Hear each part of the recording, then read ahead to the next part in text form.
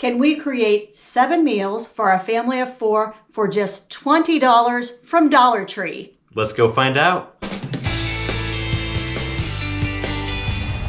Hi, I'm Hope. And I'm Daniel. And we're Under the Median, where every week we talk about practical frugality. We're on a crusade to show you that it doesn't cost a lot of money to eat healthy. Now, we know a lot of you right now are thinking specifically about items that you can put on your pantry shelf, and you are prepping in case stuff hits the fan. So all the items we're going to grab in there tonight are going to be items which are shelf stable. We're going in there with just $20. And that means, since Dollar Tree is actually the buck and a quarter tree, that means that we're going to have just 16 items in our grocery cart. When we get back home, we'll show you exactly what we bought, and we'll show you how we menu plan for an entire week for our family of 4 using just those 16 items from Dollar Tree.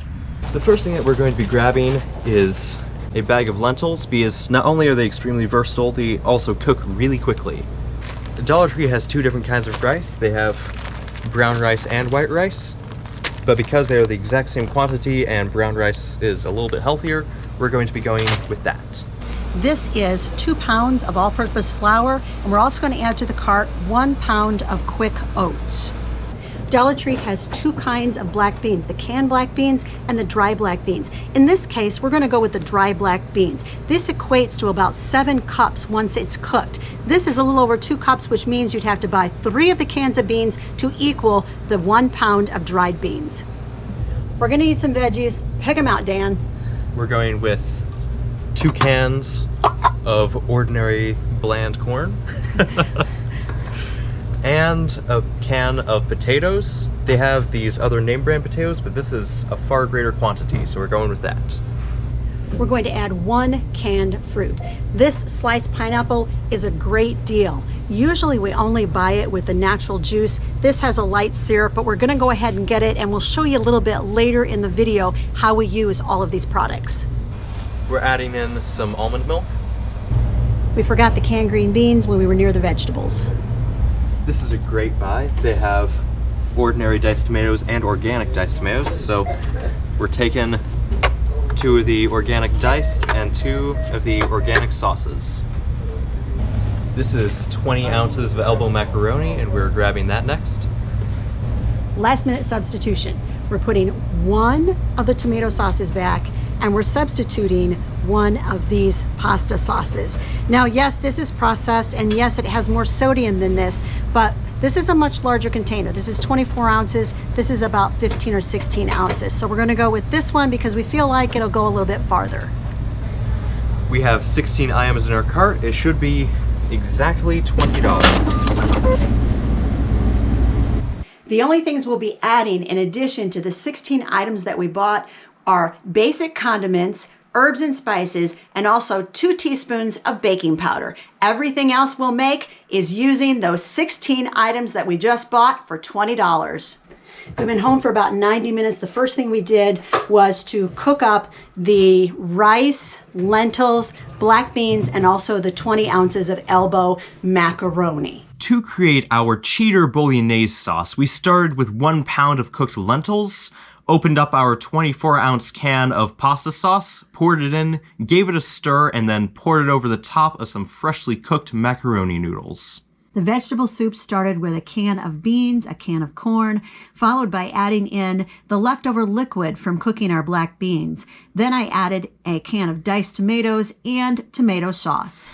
Next, I chopped up the can of white potatoes and poured it in, followed by some onion powder, garlic powder, some dried basil, along with smoked paprika, and finally a bit of salt-free seasoning. We like the Kirkland brand of salt-free seasoning. I finally added in 2 cups of the cooked elbow macaroni that we had reserved for the soup, gave it a stir. 30 minutes later, hot soup was served. Next, we made black beans and rice by adding in some smoked paprika to some freshly cooked black beans, followed by a special bean and rice seasoning, a little bit of onion and garlic powder, and finally a little bit of chili to top it off. Then I added in the rice, gave it a stir, and that dish was complete.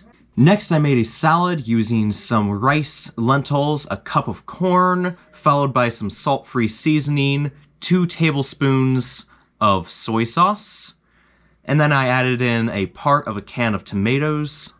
I gave it a stir, and the salad was complete. I wanted to make a corn cake for one of our main dishes. This is 3 cups of all-purpose flour, which is half of the flour that we bought, 2 teaspoons of baking powder, and 1 cup of drained, rinsed sweet corn. To that, I'm going to add a teaspoon of onion powder, a teaspoon of garlic powder. I'm going to add just a smidge. It's a technical term. A lot of smidge or a little smidge? Yeah, that's just shy of a teaspoon of chili powder, and then 2 cups of this almond milk that we bought. We'll stir that around. That'll make a nice batter. If the batter is a little bit thick, I'll just add a little bit more almond milk. But I think it should be about right. That will go on the nonstick griddle, and it should make about 10 or 12 of them, which certainly will be enough for us each to have about 3 of them. We'll top them with a little bit of salsa.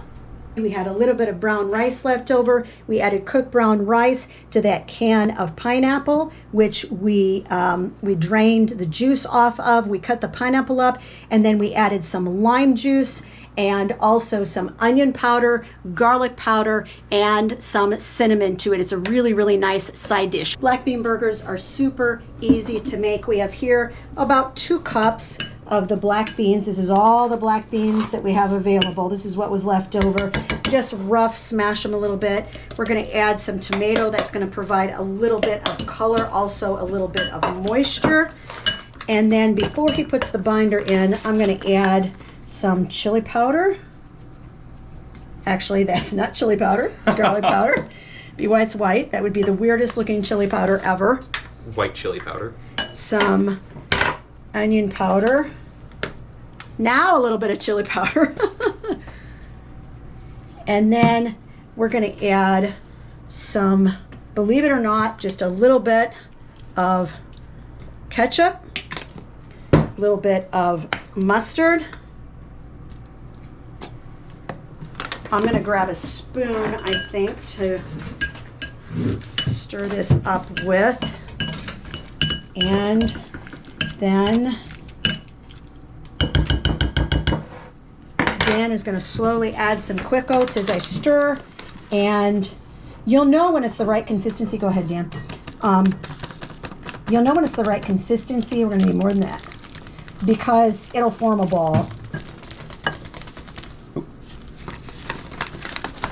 That looks about right. Now I'm going to form these into 4 to 5 burgers, and we're going to cook them in the toaster oven, and when they're out, I'll show you what they turned out like.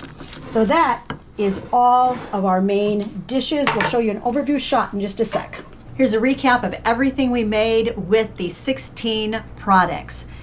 We have the corn cakes. Then over here, I ground up what was left of the rice and the instant oats, and then created a batter and made some very flexible wraps. We have the brown rice and pineapple salad. There is the vegetable soup. These are homemade tortillas that I added a lot of seasonings to.